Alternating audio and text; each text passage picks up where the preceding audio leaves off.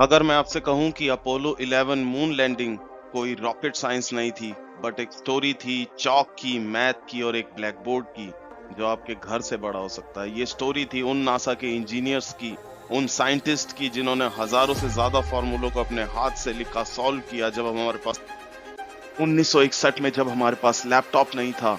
ये कहानी है उन कुछ आदमियों की जिन्होंने बिना लैपटॉप और आर्टिफिशियल इंटेलिजेंस के किया इम्पॉसिबल को पॉसिबल। और जैसा कि नील आर्मस्ट्रॉन्ग ने कहा है, this one small step for a man is one giant leap for mankind. हम में से बहुत सारे लोग याद करते हैं मून लैंडिंग को उनके रॉकेट्स के लिए, उनके एस्ट्रोनॉट्स के लिए, या फिर नील आर्मस्ट्रॉन्ग के कही गई वो दो लाइंस। हाय, मेरा नाम है सुमित और आप देख रहे हैं डिजिटेक टॉक। आज हम लोग बात करने वाले हैं एक बहुत ही भूले हुए सच के बारे में, जो कि अपोलो 11 का है।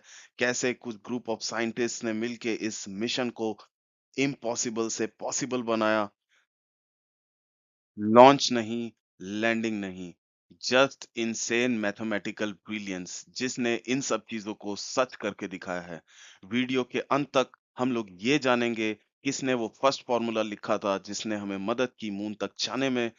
कैसे चॉक बोर्ड पे लिखी गई कुछ इक्वेशन बन गई mission critical tools. Rocket science असल में है क्या?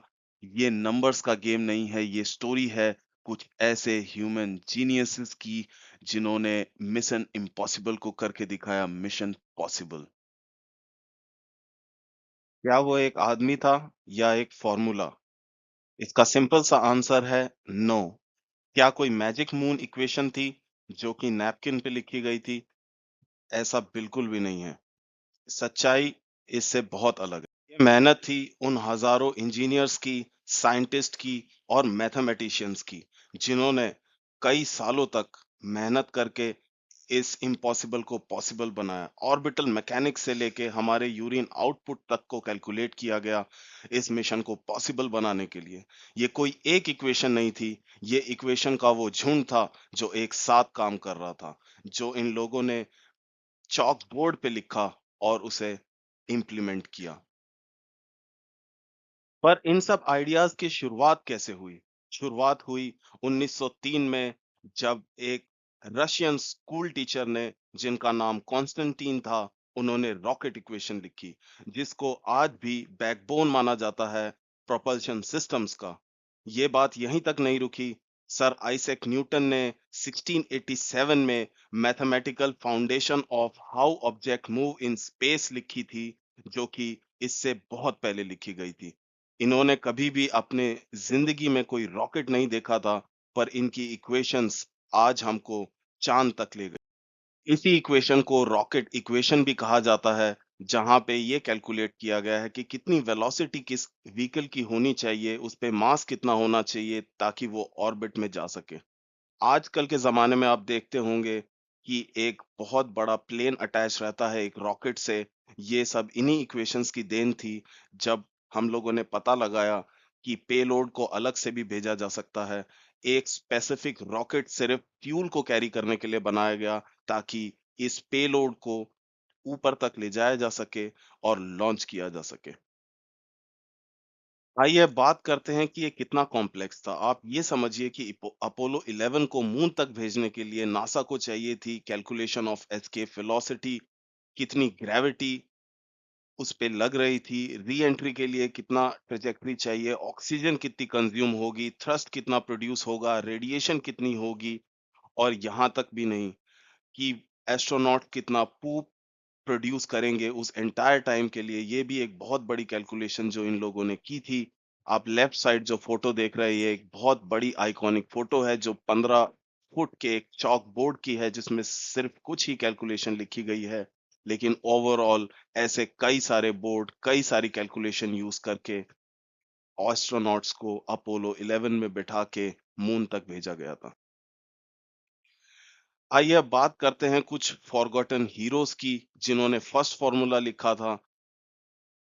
टू नेम अ फ्यू, सबसे पहले मार्गरेट हैमिल्टन, जिन्होंने लिखा था कि ऑन बोर्ड फ्लाइट सॉफ्टवेयर को कैसे बनाया जाए, कैसे क्रैशिंग से अपोलो 11 को बचाया जाए, कैथरीन योनासन जिन्होंने कैलकुलेट की थी ट्रेजेक्टरी पूरे मिशन की बाय हैंड। उस टाइम कंप्यूटर नहीं थे, एआई नहीं था, सब कुछ हाथ से कैलकुलेट किया था। तीसरा और सबसे इम्पोर्टेंट नाम है जॉन हुबोल्ट का, जो जर्मन साइंटिस्ट थे, जिन्होंने लूनर ऑर्बिट कॉन्सेप्ट लिखा था। एक बहुत बड़ा इनके अगेंस्ट में अपोजिशन भी हुआ था इस चीज को लेके, लेकिन फिर भी ये इम्प्लीमेंट किया गया और एस्ट्रोनॉट्स को चांद पे भेजा गया। ये सिर्फ कुछ कोडर्स की कहानी नहीं है, कुछ नंबर्स की कहानी नहीं है, ये मैथमेटिकल वॉरियर्स हैं जिन्होंने रीडिफाइन किया हमारी पॉसिबिलिटी को। बट एक आदमी, एक फॉर्मूला नहीं, ये एक आदमी और एक फॉर्मूला नहीं था, ये थे 4 लाख लोग, 8 साल की मेहनत, millions of lines of code और बहुत सारी बिना नींद की रातें। ये ऑलमोस्ट एक ऐसा बिलीफ है जो आप स्पिरिचुअल लेवल पे गॉड पे करते हैं, इन लोगों ने साइंस पे किया और फाइनली एक इम्पॉसिबल मिशन को पॉसिबल बना के दिखाया। Moon wasn't reached by math alone. It was reached by courage, collaboration and calculated madness.